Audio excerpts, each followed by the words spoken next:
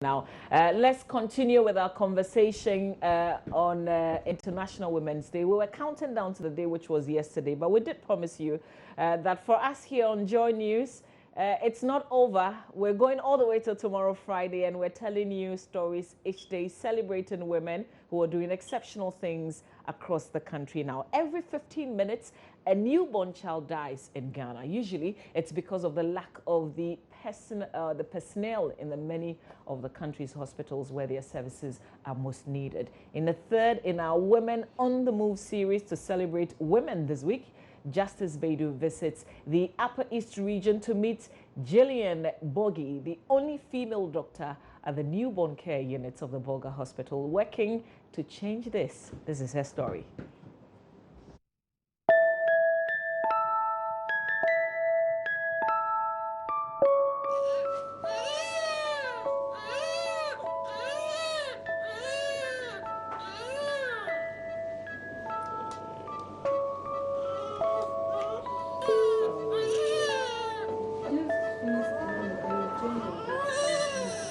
You are in. The workload is there. Currently, I'm the only one here at the NICU. I'm supposed to be at work every day because the babies are being born every day and anything at all can happen.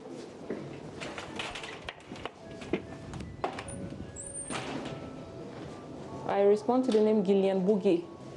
Yes, I'm born to a retired Captain Bogie. And then my mom is also a retired midwife. Good morning, good morning.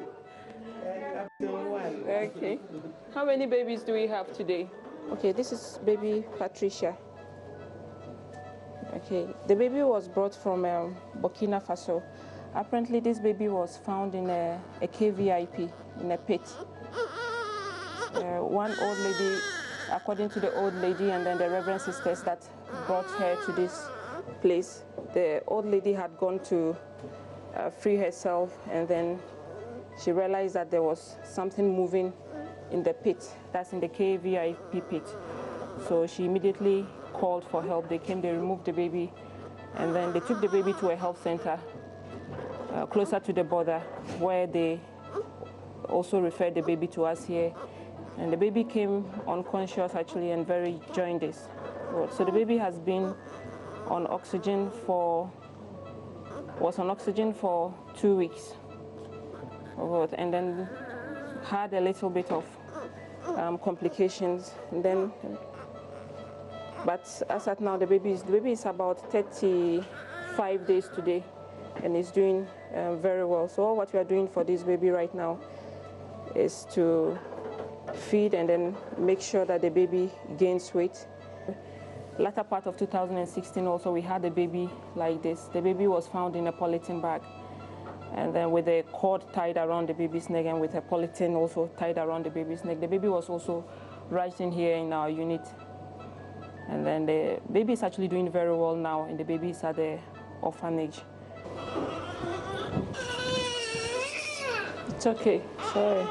After my primary and then secondary education, I left the country to Russia to go study medicine. After successfully completing in 2011, I came down home to serve my mother, Ghana. So I had 1 year, 6 months training, house job training in Tamale Teaching Hospital as a house officer. Yes, so whilst there, we kept on hearing that there were shortage of doctors up north, that's Upper East region. Before we came, it was quite scary, the response we had. It's so far, and then there are no lights there, and then, but when we came, it was a different story altogether. Seems that once you put the water you are surrounded by men. That's just the reality. And then at times, I feel I would have to prove myself. And then once I felt I had it, that was it. But then I also realized that what I actually do is that I try to kill them with competence. Yes, so I believe that the only way to convert someone who does not believe in what you are doing or does not believe in you is just to do your job very well and then to succeed in whatever you do in spite of them being around or not. There was a time I was walking in town and one man called me and was telling me, Dr. Boogie, you know you have to start family planning. I was like, why? So you have a whole lot of babies in Bolga. They are so much that you have to start practicing family planning. I said, okay, I hear. And some of them will name their babies also after maybe me or maybe any one of the nurses there. That makes us so happy. Yes, so far we have 3 Gillians in Bolga right now. Babies called Gillian in Bolga right now.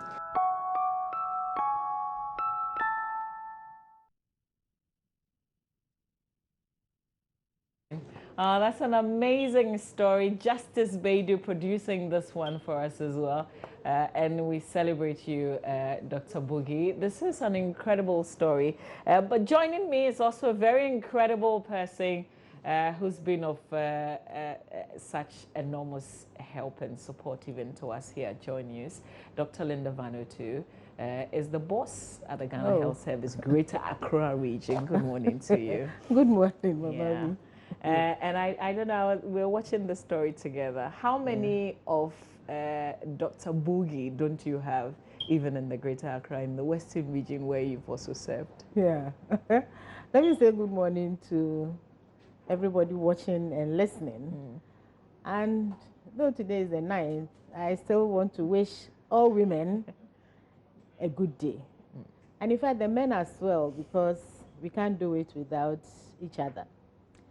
We have incredible people working just as we saw. Not all of them are doctors, but they are still health workers. We have some people working in very difficult areas. Difficult in the sense that the environment doesn't have what people would wish to have in terms of water, light, street, education, even the telephone, you know, access to good connectivity. But they are working in these harsh conditions and they are happy, just as you saw. They are happy because at the end of the day, they see that a life is saved. And I believe that that is the joy that they have. So we have such people, Western region, Greater Accra, I believe every region of the country, you would find somebody like that. But, you know, women in health, do they feel appreciated? Because sometimes when you meet a nurse, some of them go through some frustrations, I can understand. Yeah. But are they happy to be there? I think that's one of the things people want to know. Are they happy to be nurses and female doctors? You know, I believe that it's a calling, it's a profession, it should be. First of all, the training, the selection to go through the training is not easy. You have to pass and you have to fight it out with other people. You have to be accepted to be in school. If you take the medical school, it is not a simple course in the sense that it takes almost all your time. And when I look at the time that I was in medical school, it's not like today, where we have the internet, where you have the tab, you have the computer and all that. We had to go through the books, reading page by page, you know, turning the leaves over. And that was not easy. And in class, when you are taught, you still had to go back and read. But these days, you can have even a video to show you what you read or what you learned in class. So you have to have that passion to be either a medical officer or a nurse or even somebody working in the laboratory or dispensary, anywhere in the hospital. You have to have the passion to do that job because the job takes you to a place where you don't see people happy. Somebody coming to the hospital is not a happy person because this person might have a pain. It may be pain in the tooth or somewhere. So this person leaving his or her house is not coming in a pleasant state for you to meet him or her and expect that this person will behave rationally, you know. So you have to have that passion to be able to meet somebody like that. The other thing is that we need to explain to the people who come to us the nature of our work. We have something we call triaging. That means that you may have come first, somebody may come after you, but it may be necessary and important to see the person who came after you before seeing you. Because this person, although everybody is not well, this person's condition is more critical. Now, the people who are sitting there who came earlier should understand why. So you can't just come and say that you wait, we are going to see this person who came late, without this person knowing why I should wait because I came first. And sometimes you have people who also go to work, doctors, nurses, who have their own challenges at home, or they have their own challenge, social problems and other problems. And because they are human, they are not able to separate their challenges from the work, so they carry it over. And then you may have somebody going to work and not having what he or she needs to work with, and that may also create frustration. And the number of people, number of cases, number of everything that he or she has to do may add on to the frustration, and then even the environment in which the person works. So there are so many things that come to play and create this kind of frustration. And sometimes you also think that nobody cares, or I don't have anybody to talk to. I wish to go to school and I'm not able to go. There are so many reasons. But all in all, I believe that if you have the passion, you will be able to do this work. This woman's story that we've just seen at the Bolgatanga hospital, that's a lot of passion. Yeah. That's a lot of passion. And she even says that there are people who have named their children, their babies, yes, after them. You have quite a number of babies yourself. Yes, I do. What's the feeling like when somebody feels so much appreciated that they want their children to be just like you, so they give your name to them? It's interesting. And sometimes you don't even know that somebody has named her child after you. You know, a lady called me not too long ago, and she said that, you know what, I named my child after you. And it's many years, and this child is over 20 years, and she never told me. So she said she was waiting for the child to be so many years before telling me. And I don't even remember her face. Aww. You know, and there are so many of them. You know, working with children is something else. The reason is that children will not feign. When you are in the hospital and you have a child on admission and this child is sick, you can see that this child is sick because the child will not play, probably will not eat. But as soon as this child starts getting better, you can see from the face. I worked on the children's ward and I loved it. You know, you could call me at any time, morning, afternoon, night, any time. Because this child, if you do not get there early enough, may die. And if this child has a temperature, if this child is not breathing well, it is because the child is sick. The child cannot feign it. And so it is a joy working with children. And when you see that this child who came in so sick is now able to sit on the bed or now feed well and all that, then you feel happy, you know. So having people name their children after you because you have done one thing or the other is good. And I believe that if you know this, you pray for that child to grow up, you know, and be somebody who can also impact other people's lives. Yeah. How can we show appreciation to the many people in the hospital? It could be a doctor, it could be a nurse, it could be a doctor's assistant or a physician assistant, or maybe somebody who works in the lab. How can we show appreciation? I remember a lady, and but I think the mistake is I don't know her name. Oh. And the kind of support that she gave me when I delivered, I think it was exceptional. Some people do things and you feel that this is strongly out of love because this is somebody who doesn't even know you. They don't even care who you are, but they're just concerned and they want to be there because you have a baby and you need support and direction. How can we show appreciation? I believe to say thank you, you can tell the person. You can also talk about it somewhere else. You know, a lot of people do not understand the work that goes on at the hospital. So they see the negatives without knowing that a lot has gone on behind the scenes. So for people to show appreciation, some of them would come and probably put something there that this is to thank this hospital for whatever they have done. or you ask for what they need at the hospital. It may be painting, so you could paint somewhere. It may be that they need more chairs at the OPD. It may be that they need probably something that they can put there to let the place be more beautiful. Not for the individual, but for the facility, to show that this is somebody who came here and was happy with what we did. It could even be that you buy bed sheets or something and send to the hospital. But if you want to appreciate this person as an individual, that is also fine. You can look for the person, even if you don't know the person's name. We always have a duty roster. So if you go and say that somebody was here on duty at this time, they can always find who that person is. Now, what we're trying to do to improve customer care and all that is to have people wear their name tags. Okay. So some hospitals have everybody wearing a name tag, from the doctor right down to whoever, so you can see the person's name. But if you don't have the name, you can do that. So you can do things for the hospital, because if you ask, there will always be a need.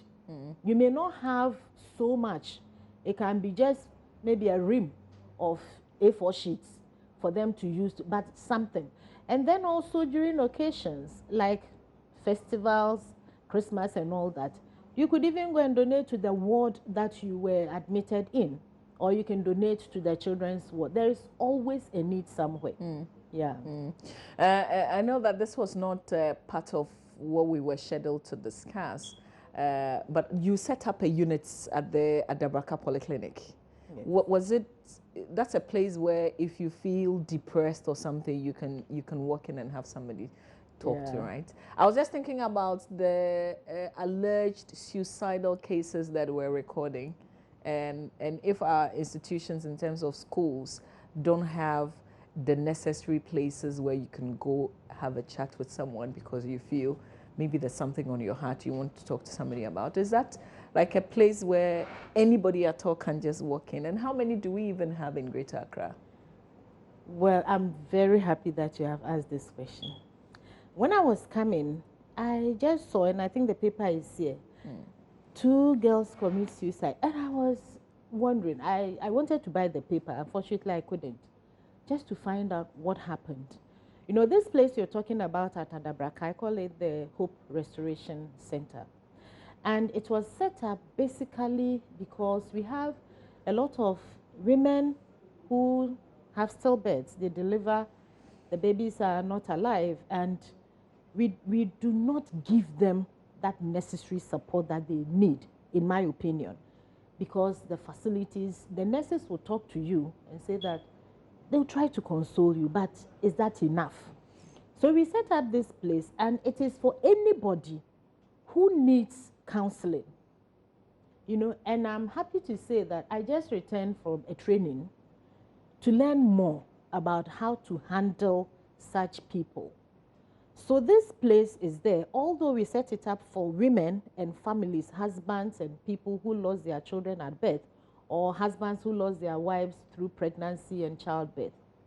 We still have it as a place that can offer support to people in need. It's very unfortunate, because just before, I think about 2 weeks ago, somebody also killed herself. And it is unfortunate. In the schools, we are supposed to have counselors. I believe that some people don't know that they can go and share their story with a counselor. And let me tell you this story. I sent a team to a particular school to go and discuss issues about letting people know their worth, that you have something in you that is worthwhile. And after they had finished, they came back to me and they said, Director, when we were leaving, a young girl gave us a letter. And unfortunately, they did not read the letter whilst she was there. So when they sat in the car, then this man decided to read the letter. And this girl said, you know what? Nobody has told me that I am worth anything. And I contemplate suicide. So I said, so what is the name of this girl? They did not know. We had to go back to that particular institution to look for the counselor and tell her that somebody is here who is contemplating suicide. Unfortunately, we did not know the name. We followed it and nobody did that. So our hope was that whatever they went to tell the students, this girl picked something to show that she was worth something. I think this is something that should not be glossed over. It is something that needs to be really interrogated, and then we see how best to address this. And especially because they are young ladies, it means there is something going on which we probably do not know. I went to give a talk in one university, and when I finished, the sort of questions that the girls asked made me wonder. So there's so much to be done. I believe if the counseling units are not well established, then they should be well established in the schools, secondary schools and the universities. And then, as you said, around the country, we don't have, in fact, the Hope Restoration Center is the first of its kind that we have established. My hope is that after we have trained more people, we'll have more established. And then we also have more counselors trained. So even if we don't have a center, at least we can have within a hospital people who they can go to. But I think that they can also talk to their pastors. It will be interesting to know whether these young people are members of churches and whether the youth pastors are even trained as counselors. The two are not the same. You have to be trained to understand the adolescent issues and be able to deal with these adolescents. Yeah. But why are these young girls getting the idea of killing themselves and that would end whatever it is that they're going through? Why is it the first resorts? I haven't read the story, but I believe that for some of them, they have watched a movie, they have heard a story, they have felt so depressed and so frustrated that they think nobody cares. You know, it will be interesting to see who the parents are and what is the relationship, who the friends are and what is the relationship. So it will be interesting to know more about these people. Some of them, it may not just have been a one-day thing. It may have been something that has gone on for quite some time. It may be something that they suffered earlier on in their lives. You know, for those who have gone through so much where they have not been able to share with anybody, they bottle all these things up and they think that, look, it is not worth it. Let me just take my life. But it is very unfortunate because a lot of them can be held just by somebody listening to them, you know, and letting them know that you can get out of this particular situation. Yeah. I don't know if there's any, if there are any pointers that you want to give. How do I encourage myself if I feel that there's nobody else I can talk to? How do I get something to just get me moving? First of all, I would want to talk to parents or adults living with children. Don't continue telling this person that there is nothing good in you. Because you see, the mind is very strong and the mind will take what it hears and internalize it. Everybody is different. Somebody can take so many blows and still be strong. Another person needs just one blow to go down. So first of all, don't take your frustrations on your child or any adolescent staying with you. Adolescence is a very important stage in life. They think they are adults, they are children. They are seen as children, they see themselves as adults. So it's a very confused state for some people, you know. So if you are there and you feel that you don't have any joy, nothing excites you, it means that it shouldn't be like that. When you are sitting with friends, they are chatting, everybody is laughing, and you don't find it necessary to smile, it means there is something wrong, you know. And you should not let that be, oh, it is maybe just because I don't feel like laughing today. No. If it continues, then you realize that there is something that is bothering me. And if you are truthful to yourself, you go back and you realize maybe somebody said something against me, or I couldn't pass my exam, or I didn't have the money that I wanted. I couldn't buy this. You find that there are some negatives that probably went on earlier on that have brought you to where you are now. So you should not just stay. Or you want to pray, you cannot pray. You want to read, you cannot read. You go to sleep, you cannot sleep. You take a book to read. Even things that you enjoy doing earlier, which you don't enjoy anymore. If nothing seems to make you feel happy, then it means that you should not just sit, you should seek counsel, you know. And one of the first people I believe you should be able to talk to is your mother or your father, whoever you are living with. But if this person is the same person who is making you unhappy, then you cannot go and talk to the person. And of course, with our culture, you can say something and it may be taken that you are very rude or you are not a good person, you know. But you can talk to your pastor. And that means that the pastors must also make it open for the young people to come to them, you know. If you think that that is not working, you could talk to your teacher. So there are these people, and then if you believe, as for us health workers, it is our job. So you can come to us, go to the hospital, you can go get a card, and then when you go to the doctor or when you go to the prescriber, whoever is seeing you, you can share your story with that person that I believe there's something wrong with me. I don't have a headache or anything, but nothing seems to excite me, and I cannot even eat. You don't sleep well, you don't eat well, you don't even, you gradually lose yourself. You know, you don't take care of yourself. You don't care whether your hair is okay or doesn't look okay. You don't care whether your dress is ironed or not ironed. There are all these pointers that will let you know that there is something wrong with me. Yeah. How about a mother or a father who think, I mean, I don't have any, the relationship is okay, but my child simply cannot talk to me. I get the sense. Then what can that parent do? You know, that parent, you ask yourself, do I make time for my child? It is not all about providing food on the table. It is not all about putting a very big screen, TV, or putting all the things that you think she needs. There is nothing that can replace a good relationship. Do you make time to talk to your child? If your child goes to school and comes back, do you ask, how was school today?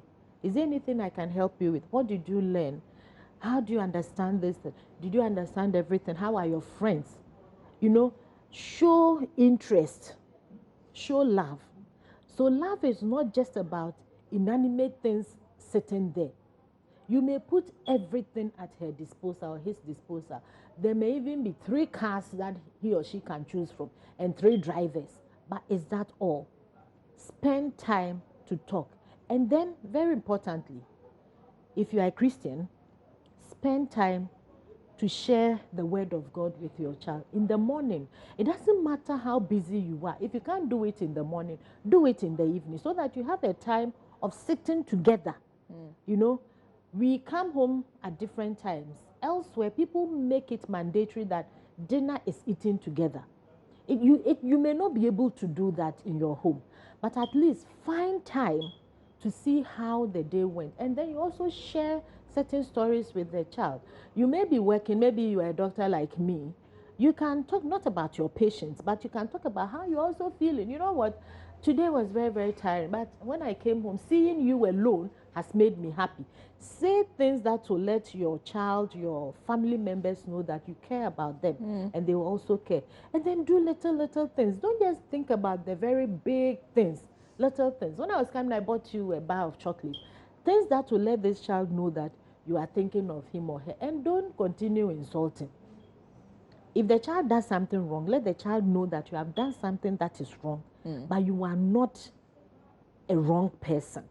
Otherwise, this child may feel that I was even a mistake. You know, I just get the sense sometimes that some of the children are also very sensitive even to what we do. Yeah. So they may feel they don't want to bother you because mommy is very busy. Yeah. So because you may have given that impression that, you know what, I'm so busy, don't bother me. You know, and you are busy not for your child, but you are busy probably for your work or for somebody else. So they see you having more time for the other person who is not even part of our family. And you don't have time for me, your child. You know, yeah, there's maybe one last thing that I want to talk about. I think every parent should ask their children what they think about them and their phones. And sometimes you'd be surprised because my 5-year-old would say, you like using your phone too much. And that sends like a very strong message. It means that Yeah. when I'm with my children, I am on the phone too often, and that's not good. You know, so why should you be on your phone when your children are around you? They will sleep. You have to find an uncomfortable time for yourself to be comfortable with what you want to do. You understand? So don't be on your phone when your children expect you. A 5-year-old would expect that he can come and sit on your lap. But, oh, you know what? Play with the toy so that I can also be on my phone. No. He will sleep. Maybe the time he feels sleepy, you would also be feeling sleepy. But you can spend 30 minutes after he's gone to sleep to work on your phone. So don't share the time that this child finds precious with you with your phone or with something else. You know, you have to probably get up earlier or sleep later so that you make time for the. It is very important, and this is what they will see, and this is what they will grow with, and this is what they will use to judge whether you care for them or you don't care for them. In your mind, you care for them because I'm sitting here, but you are sitting here, you are not with me, you are doing your own thing, I'm also doing my own thing. I really love this conversation and the bit about adolescents and, you know, parents' responsibility and making time and all. Thank you so much, Dr. Linda Vanuatu. Today we haven't talked cholera. My pleasure. But before I go, I think that they talked about a baby who was found in the pit. Yes. You know, this means that whoever deposited the child there did not want this child. If you are a young person or even an adult who becomes pregnant and you don't want it, don't dump this baby somewhere. Go to the hospital. If you deliver, there are facilities for adoption. Somebody wants that baby, you know, and it is very important because this child, if he or she grows up and is not strong inside, knows that I was dumped in the toilet, I don't think that it is a good thing for somebody to grow up to know that this is where I was found, you know. So it's very important. Use the hospitals. Okay. Yeah. So the hospitals will give you direction. Won't they frustrate your efforts? Because sometimes the people don't even want to take the baby home. No, when you bring the child to the hospital, just as we saw, they will take care of this child till the child is strong and then work with the social welfare and put this child in a foster home or put the child in an orphanage. And I think she said that they had done that earlier. But I want to congratulate the doctor because it is not easy working with babies, and especially when you are alone in a place like that. And I hope that as you have recognized her, God will also bless her. Yeah. She trained in Russia and decided to return and work in the Bolgatanga hospital. I know that we have amazing stories like this. We have, sometimes we meet like very good doctors and they've trained in places outside and you wonder, so why didn't you come back? You know, because you could have made more money elsewhere. You know, we have one. Some of them in the Western region are doing marvelously well. Yeah. One-man station. We salute all of you. Maybe sometime we can spend time and do like a roll call and salute all of you. Thank you for what you do. Thank you, Dr. Linda Vanuatu. My pleasure, always. As well. And we thank you for watching our show today. We hope that you join us on Friday. We're telling you one more incredible story. We're sharing that with you, produced by Justice Vaidu here on our show. Enjoy the rest of our program and take care of what is beautiful.